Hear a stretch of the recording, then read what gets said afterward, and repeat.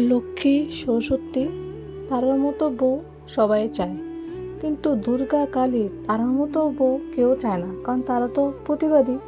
আর প্রতিবাদী বউ কারোরই পছন্দ না। মুখ বন্ধ হয়ে থাকলে সব ভালো, বউ ভালো। আর যদি তুমি প্রতিবাদ করো তাহলেই তুমি খারাপ। আমরা মেয়েরা সব কিছু করি, এটা আমরা, কিন্তু মেয়েরা নিজের বলতে কিচ্ছুই নেই। মেয়েরা কারোর আপন হয় না।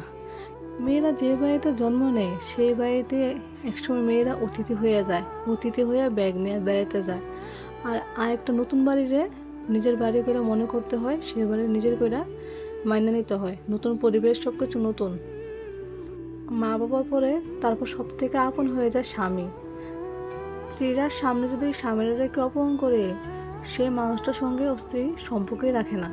এবার ওই মানুষটা যে হোক, যত কাছের মানুষ হোক, কারণ আমরা মেয়েদের কাছে স্বামী, মা বাবার পর স্বামী সর্বপ্রথম সব কিছু।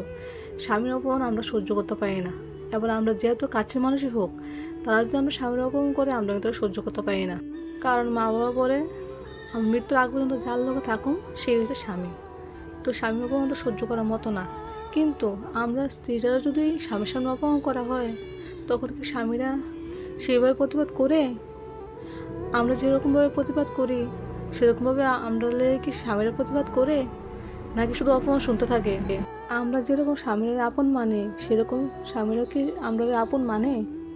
সেরকমভাবে আমরা সে সম্মান আমরা পাই? সত্যি কথা কি জানো, দিন শেষে আমরা মেয়েরা কারোর আপন না। আমরা শুধু নিজের করে যাই, কিন্তু আমরা নিজের বলতে কিচ্ছুই নাই। খালি হাতে আইসি, খালি হাতে যাবো।